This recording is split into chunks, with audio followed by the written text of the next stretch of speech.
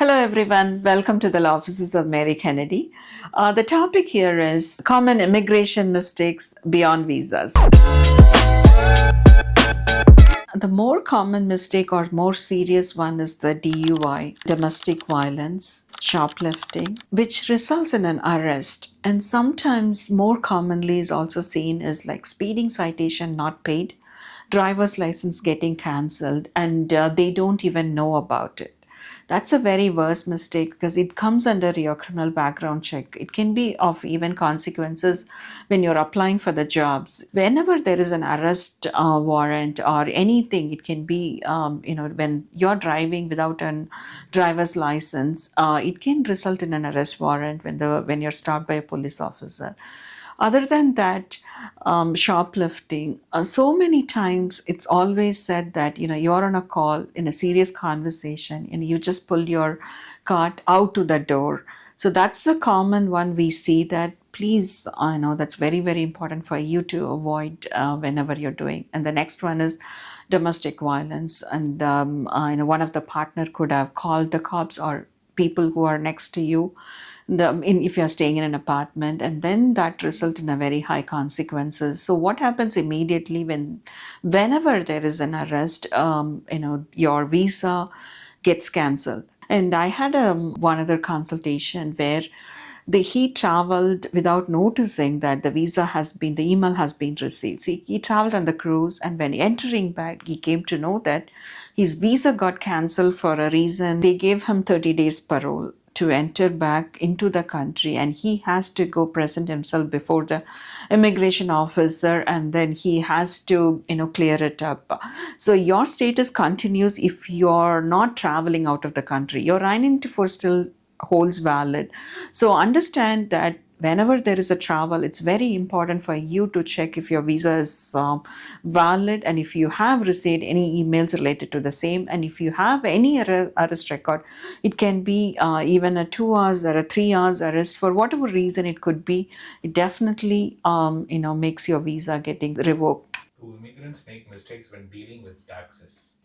Yeah, definitely failure to pay taxes is not acceptable. And there are many situations like for when you're filing your 485 and you're going for a background check. And recently we know that randomly they are sending a biometric requirements, appointments. Even for a H4, we started receiving it.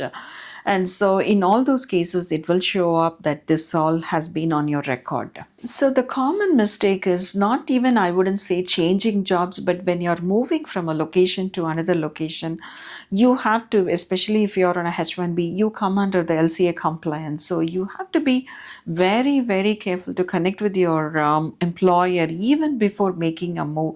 In so many situations, the employer is not even aware that you moved.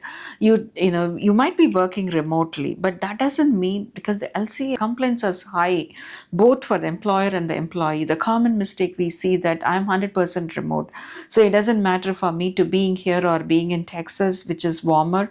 That's not the reason. You need to consult with your employer about it. And sometimes people also would have moved out from a state which has no taxes, and then they could have already moved. Your amendment could have been filed based on the new state address. However, you will continue to have your payroll being run on the other state, which gives you some benefit of the taxes, but that's not acceptable. It results in so many complications, especially when they are filing for an extension. It's a common question when your payroll has a different state, whereas your LCA has another state. This all has to be completely avoided.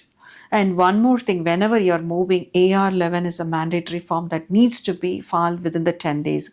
There is an online option. The first thing when you are moving, that's the first requirement of you to be prepared for you. And then if your children are 14 years and they have not traveled, we know what's the biometric requirement that needs to be done, initiating those. These are all very simple, but a common mistake. We see it often. How can social media or online behavior become a mistake? Oh, that's a very important criteria. So people posting on the social media about a topic or a controversial topics or involving the current administration. That's all has to be completely avoided at this point of time. Any time you're going, like last 5 years of history has to be there. And now with the requirement, you don't have a choice when you go for a stamping. You have to disclose. Some of them are saying I'm deleting it, and then I'm going to say I don't even have it. That's another misrepresentation. That's going to be, that consequences is even more than whatever you could have been posted on the social media. Any explanation that's related to that will be helpful. However, very, very mindful about your postings on the social media. One of the very common one is unnecessary communications, having it on your phone. This is so common, then whatever it could result in, you always should be prepared that there is a secondary inspection that is going to happen. Unnecessary communication about your visa or somebody's visa, talking about those conversations should be mindfully avoided.